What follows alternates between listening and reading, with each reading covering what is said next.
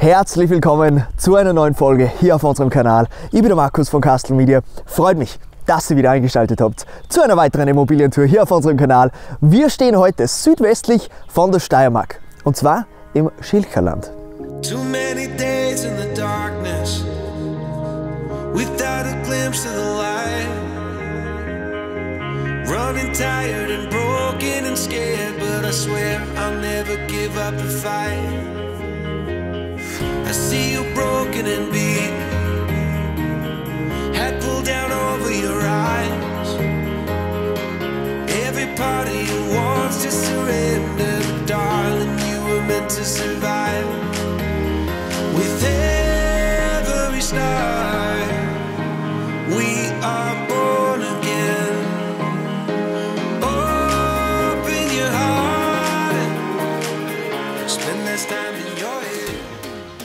Auch heute sind wir wieder am Start mit einem Folgenfahrzeug. Ihr habt es in der Einleitung gesehen, sind hier durch die Weinberge im Schilcherland gedüst mit diesem wunderschönen babyblauen Porsche Boxster. Der steht zum Mieten zur Verfügung und zwar von Cabrio Holidays. Unter anderem hat der Eigentümer auch einen gelben Fiat Panda, an der Stelle da ein Bild dazu, ebenso zur Miete und ist ein richtiges Spaßfahrzeug, in diesen beiden Cabrios einfach hier ein bisschen herumzudüsen und dann hier am besten in einer Immobilie wie der hier unterzukommen. Ich darf euch nämlich jetzt das Kellerstöckl Steinreib präsentieren. Wir haben hier Platz für insgesamt 2 Personen.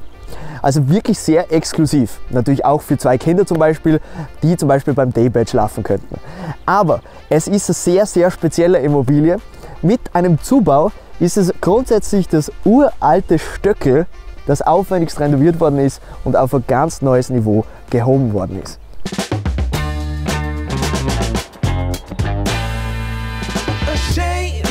Think something new under the sun. You can't take back them things you already done. No.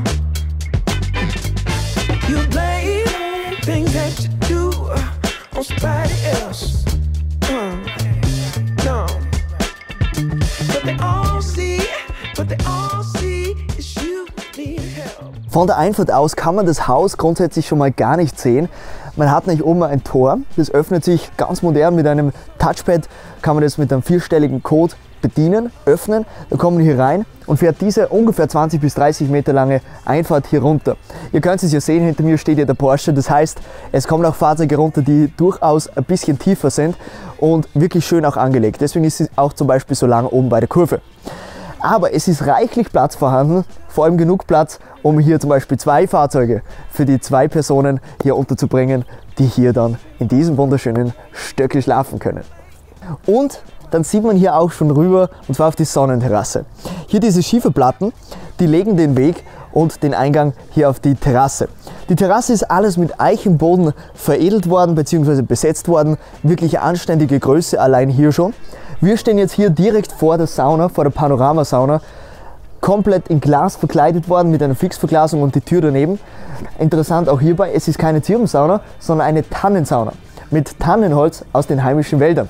Also wahrscheinlich direkt aus dem Wald, hier direkt vor uns.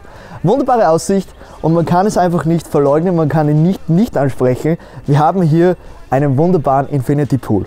Hier in Edelstahl und hellblau gehalten, schließt er ohne eine sichtbare Ecke, also Infinity Edge, wunderbar ab und man hat hier fließend den Übergang zu den Wipfeln der Wälder.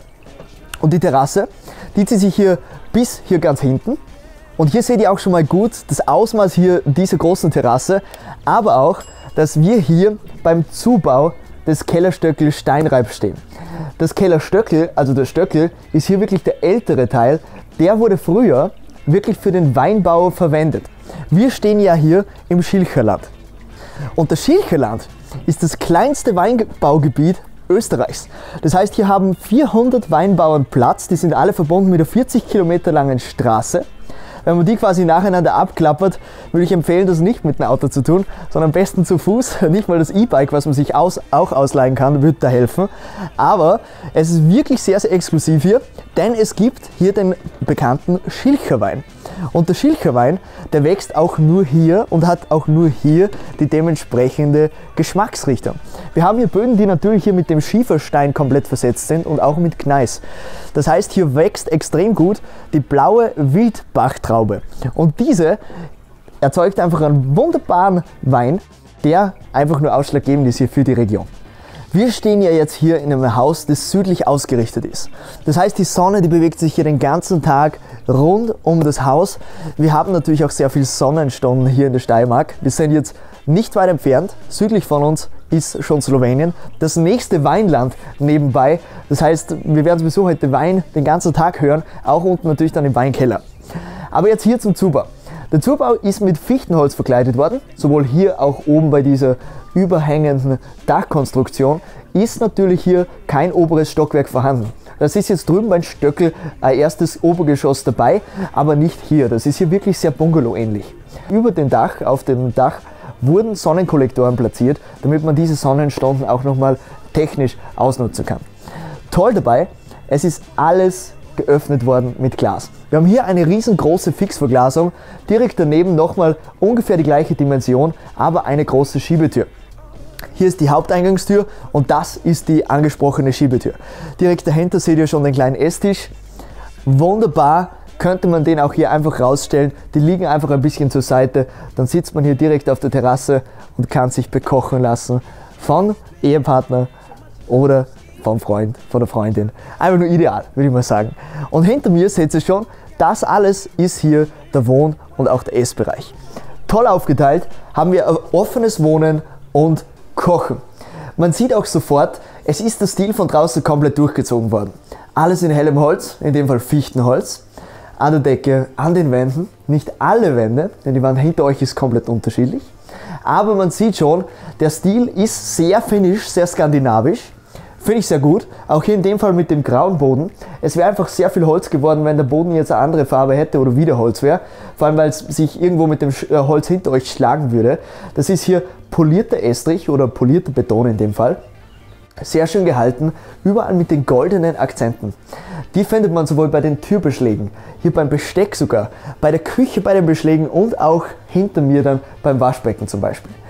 Cooles Feature ist hier aber dieser Holzofen. Wie man sehen kann, mit der Röhre zieht er sich hier hoch, dann bis zum Dach und hier unten ist er viereckig. Der ist jetzt Richtung Schlafzimmer ausgerichtet, also hier hinter euch. Man kann den aber einfach nehmen und einfach so hinschieben, wie man ihn gerne hätte. In dem Fall hat man ihn jetzt im Essbereich, auf der Terrasse und sogar vom Pool aus zum Beispiel.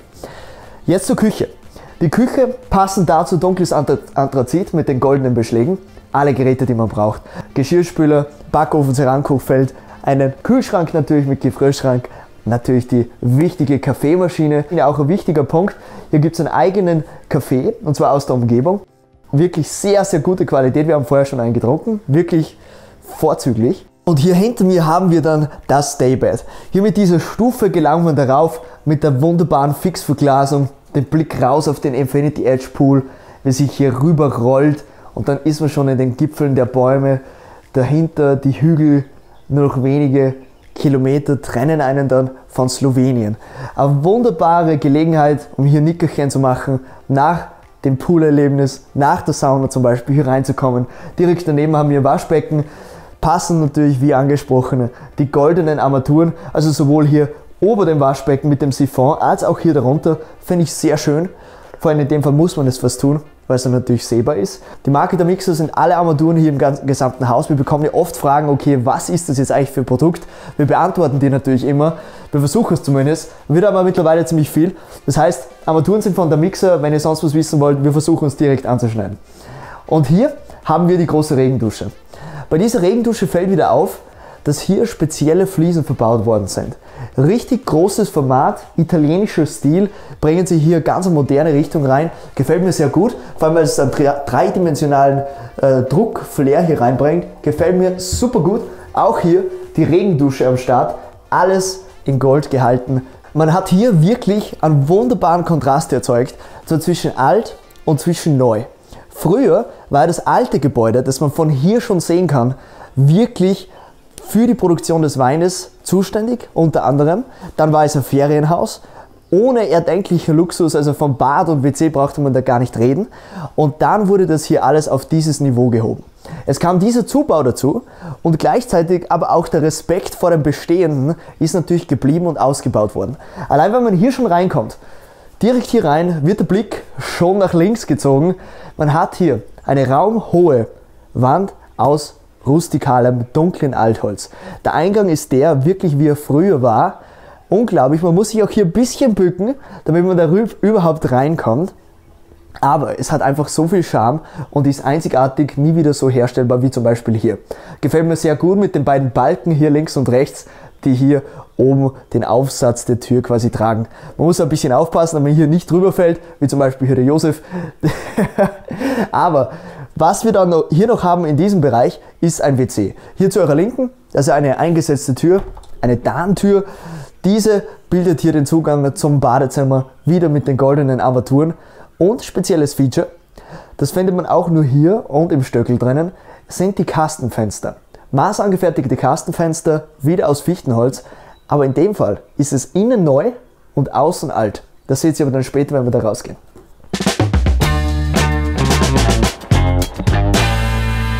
A shame, think something new under the sun. You can't take back them things you already done. No. You blame things that Von dieser Schwelle hier am Boden muss man sich ein bisschen bücken und dann ist man hier im uralten Kellerstöckel. Hier haben wir wirklich Jahrhunderte altes Holz verbaut.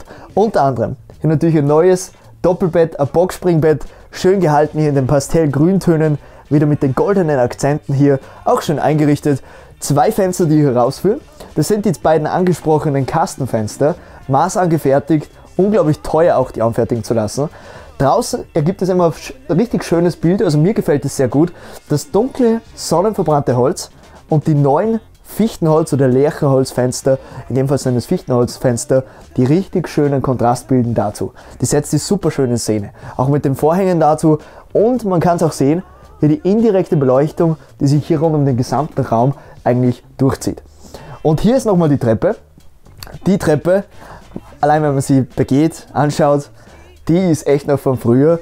Hier mit diesen Beschlägen, mit den Holznägeln quasi von früher, die man eingeschlagen hat, damit die Treppen überhaupt halten, kommt man hier hoch und zwar in das obere Stockwerk.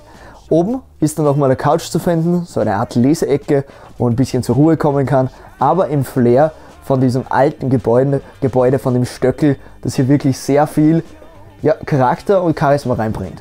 Und das zum Kontrast dazu, der neue Zubau da drüben mit dem Infinity Pool, großer Grundriss, große Fenster und dann hier die Gemütlichkeit verbaut.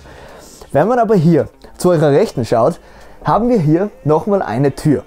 Und diese Tür war früher die Original-Eingangstür. Wenn man diese öffnet, kommt man, Moment, so geht's, kommt man, schaut euch diese Tür an. Genial! Und so öffnet man sie von außen.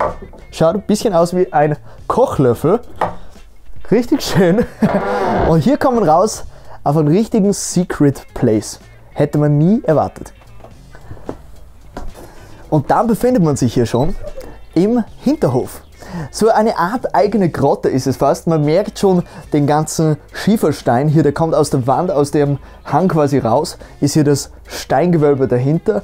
Richtig schön kühl ist es hier einfach. Das ist ja auch wichtig, vor allem in Spanien, in Italien, aber auch natürlich hier schon, wo es so extrem heiß ist. Wir haben hier auf der Vorderseite heute 30 Grad, hier auf der Hinterseite angenehme 25 Grad, 23 Grad, auch durch die Sonne, die hier nicht durch mag, ist ein wunderschönes Platzal, um hier zum Beispiel an Wein zum Trinken. Hier haben wir schon mal einen Schilcherwein stehen. Man sieht sie schon an der Färbung. Hat wirklich starke Ähnlichkeit mit Himbeersaft. Wird ein bisschen verglichen oder beschrieben als trocken, frisch und fruchtig. Und richtig schön dazu haben wir jetzt unten im Untergeschoss einen Weinkeller samt einer Terrasse, die ebenso nochmal uneinsehbar ist.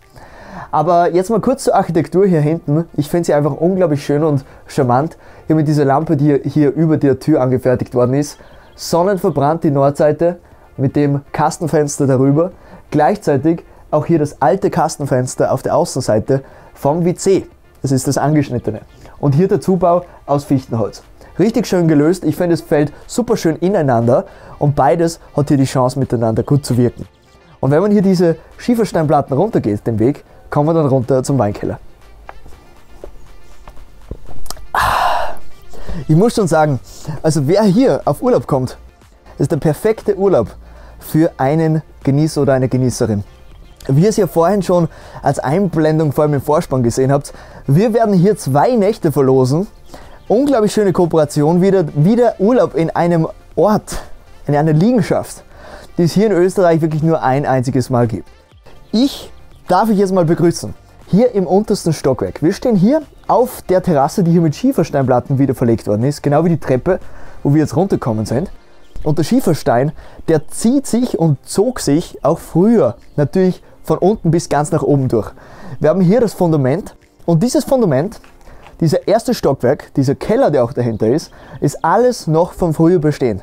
Das heißt, man hat hier die Schieferplatten aufeinander gelegt und die haben dann mit der Zeit durch die Schichtung aufeinander so viel Festigkeit gewonnen, dass dadurch dann die nötige Statik entstanden ist, um diese Stöckel hier drauf bauen zu können. Unglaublich, was man früher da schon gemacht hat, wie man sich zu helfen wissen konnte. Das ist sehr abhängig von Region zu Region, denn man hat nicht überall natürlich diese Schiefersteine. Aber es ist ein richtig cooler Ort geworden. Auch hier sieht man noch den gesamten Unterbau des Stöckels. Auch hier darüber, das ist nichts anderes als wie die Unterkonstruktion von der Sonnenterrasse, die genau darüber liegt. Richtig, richtig schön. Und wenn ihr jetzt mit mir ein bisschen hier rüber kommt, bin ich ja schon vorbeigegangen, stehen wir jetzt hier vom Eingang. Und dieser Eingang ist der Eintritt in den Weinkeller. Früher auch wirklich dafür verwendet worden, um hier Wein zu lagern, beziehungsweise um auch Wein zu machen, wie gesagt.